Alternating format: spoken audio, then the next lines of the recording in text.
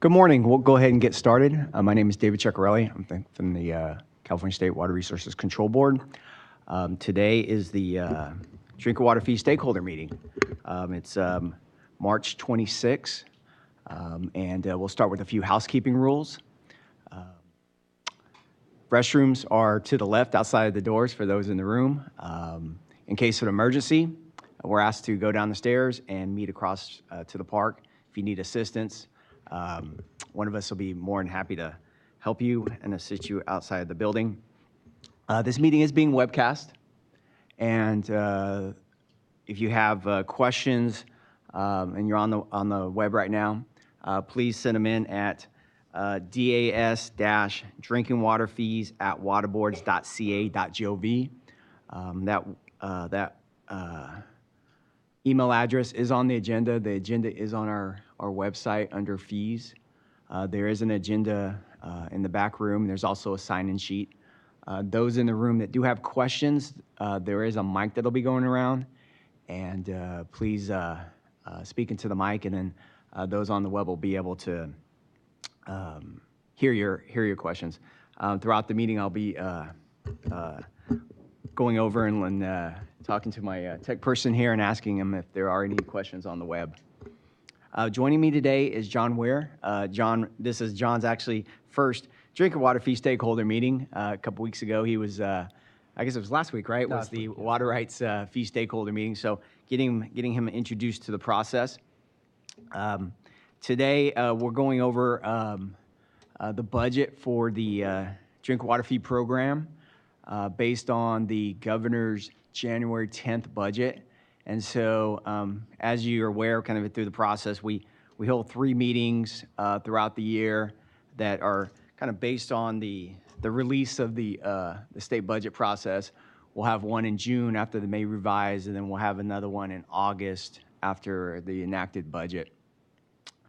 So just to kind of, again, a little background, over the last few years, I believe it's been 3 years since there's been an adjustment in fees for the drinking water program. And we've been able to do this because we've had somewhat of a hefty reserve in this program. So we've been able to offset fee increases by using that reserve. Now our costs of our programs have gone up each year based on just kind of natural employee compensation costs that have increased over the last several years. And I know last year, basically in the August meeting prior to going to the board, well, excuse me, we didn't go to the board on this one, but one of our last stakeholder meetings that we had, that I had a little bit of concerns because of we're starting to build a structural deficit in the program where our expenditures are definitely exceeding our revenue. And so as we move into this year, we do have some cost drivers with some employee compensation that's coming in because of the natural employee compensation, but there are a couple of budget change proposals that are in the Jan 10th budget, which do increase our overall expenditures. And looking at that and looking at the way the fund reserve looks, you'll see that we are going to need to generate some additional revenue this year to keep us basically in the positive and keep somewhat of a prudent reserve moving forward in this program. And John will go over those numbers here in a second. We'll again, if there are any questions about the BCPs, we do have some program staff here that can help answer some of the budget change proposal questions, or if you have any want additional information on that.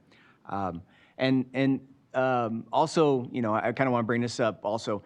If there are questions that we can't answer at this point, and/or you'd like to meet with us, after this meeting sometime, we'll be more than happy to kind of set up a meeting with you and bring you in and have a discussion about the numbers, about anything related to the program. So with that said, we'll go ahead and we'll move into our first attachment, which is attachment 1, and I'll let John go ahead and talk about this item, which is the drinking water program budget and the drinking water fund budget cost drivers. Good morning. I'm John, as David said. With regards to our cost drivers, We can see in our first little table at the top, it shows a snapshot of all of our funding sources, the Safe Drinking Water Account, our public water system, state revolving fund, and the federal trust fund, totaling $41,145,000. You can compare that in the second table of where we were last year in the 18-19 Budget Act. We're looking at a difference in the Safe Drinking Water Account of $1.5 million increase, an overall of only $974,000. At the very bottom here, if we just isolate the drinking water portion, compared to last year where we stand, we're going to see an increase in the control section, that is employee compensation, employee retirement, of 327. We do get a little bit of a credit this year regarding our space optimization, which occurred last year and consolidated a lot of the space in the building for the purpose of long-term cost savings.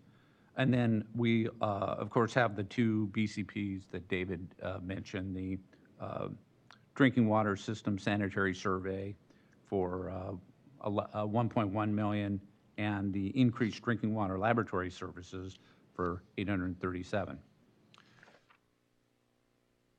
If we take a look now where we stand with the actual safe drinking water fund condition,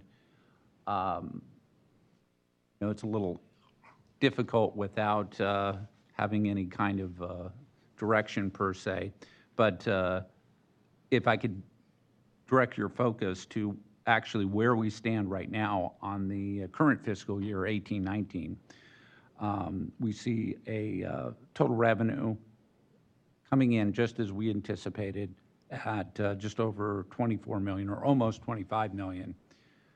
Our expenditures, 26,856.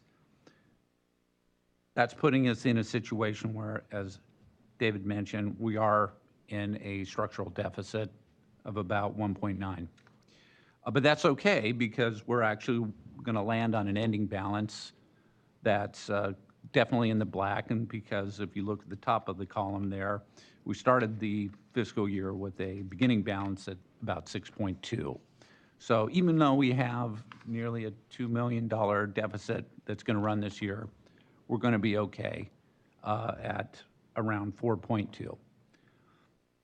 Now, next year, with the increase from the BCPs, if we didn't do any fee increase, so if you can direct your attention to that column, no fee increase, we'd actually be much worsening that deficit. If you look below, after taking into account the additional expenditures and assuming the same amount of revenue, we would be seeing a deficit of around 3.5. Now, that still puts us in a situation where we'd have money in the bank, if you will, an ending balance that's in the black. But obviously, with a $3.5 million deficit ongoing, that's going to run into problems quickly, and it is why we are obviously considering some increase in revenue in order to adjust that and address that. So, in addition, we put forth just a couple scenarios that will give some sense as to what it would take should we were to address that. And one is, if you direct your attention to the second to the last column, the 3% increase. A 3% increase in revenue is going to take us to a situation where the deficit is reducing down to about 2.7. That lands us at a just over 5% reserve. Last column, if we did a 9% increase, that's going to put us at about a 10% reserve. Now, keeping in mind, even with the amount necessary to get us to a 10% reserve, we're still in a slight deficit. That said, obviously, we're going to be in a much better situation. This is for information purposes. Obviously, right now, we're not in a situation where we're making a decision this is for the purpose of discussion and presenting to everyone where we stand. So just add a little bit to that too. Again, the surplus deficit line where it's red, what's all in the negative there. And again, those kind of been my concerns kind of ending the year in 18-19 with almost a $2 million structural deficit. And of course, not doing anything all basically drives that reserve down, but then now puts us in, a $3.5 million deficit. And, as I told the stakeholders before, and the way this would work is if that was the case, then we'd be starting the year looking at trying to generate, $3.5 million in revenue. And of course, that's, about a 20% increase. I'm just kind of projecting that out, but somewhere where we don't want to start at.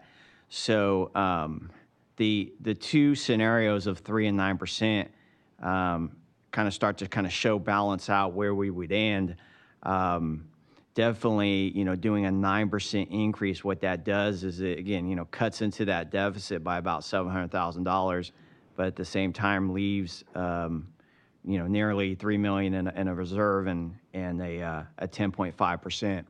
What I didn't show on here, and we did run the numbers, and I think we talked about this in the water rights program, to balance the fund out, we would be looking at about a 14% increase. And what a 14% increase would do is basically give us, nearly a 0% or, kind of balance out the deficit.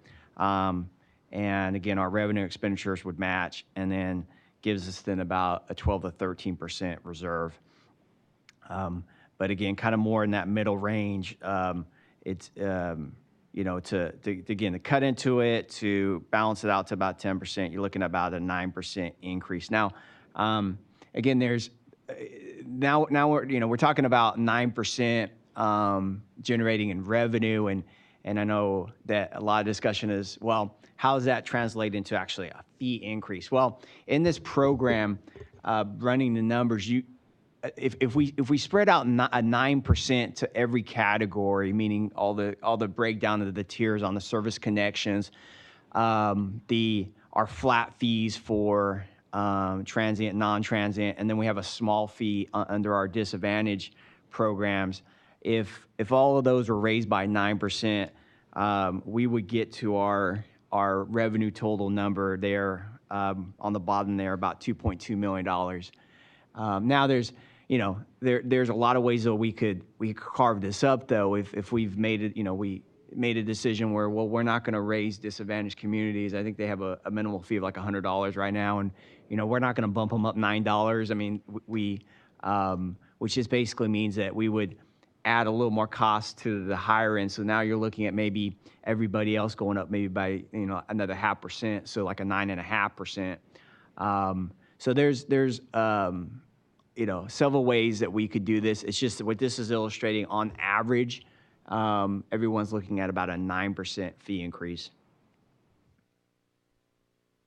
Are there any questions on the fund condition? Again, just to kind of, again, keep in mind that this is all based on preliminary, the January 10th proposed budget. And it's, again, it's a point in time. We definitely feel, we'll have more information coming out for our next meeting. Usually it's that second meeting that we'll have more information. And I know we don't have a lot of people here in the audience right now. Are there any questions online at this point? But if there's, throughout again, this process here, if you're looking at the numbers and you definitely have any questions, please, contact us and let us know. We have a question here from Bob Gore.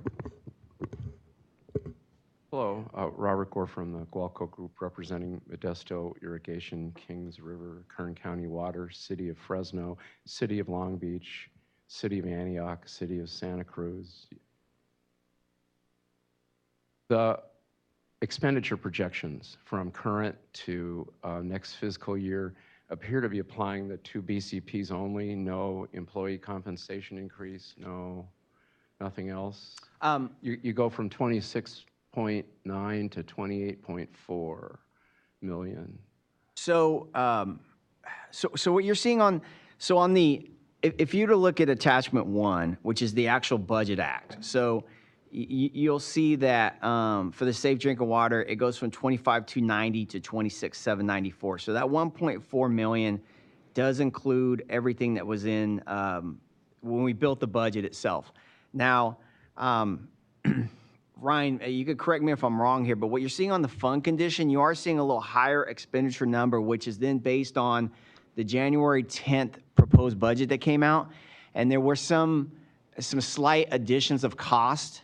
It looks like that was probably around the range of about $300,000 that hit after the Budget Act, that hit in the budget process. So if you were to look at the Jan 10th, and we don't have it here on the screen or anything like that, but we could chat about this, Bob, afterwards. If you were to look at that number is 25,615 for the safe drinking water account for 18-19. And so that's what the, again, projected expenditures or the budget expenditures based on that are in the Jan 10th budget. So that number going to the 26,794 represents a difference of $1.5 million. And then that $1.5 million is broken down there on the bottom where you do have the employee comp, you have the 2 BCPs, but you're subtracting out the 764 from last year's space optimization BCP.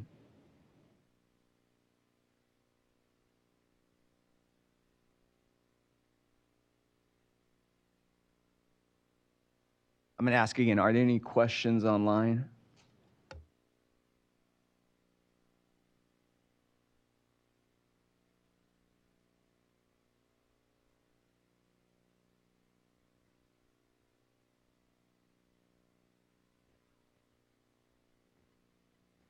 But usually at this point in the meeting, I mean, we definitely open this up to any discussion. If there's any questions regarding the program itself, we'd be more than happy to help answer.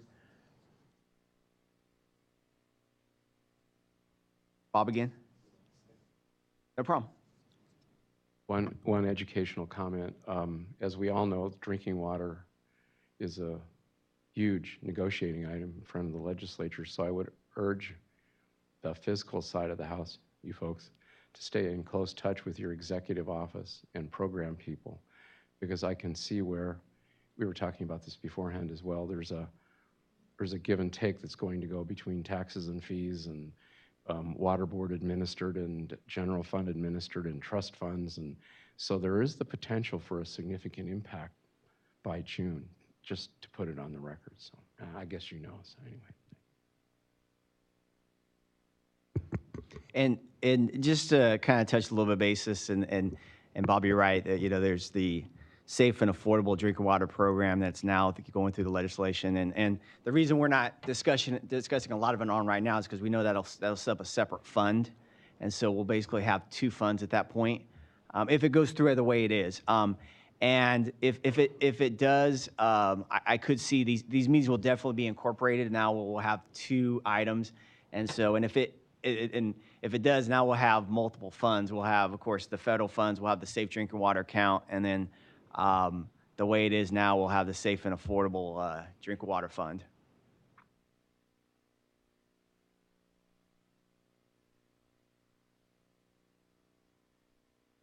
Else?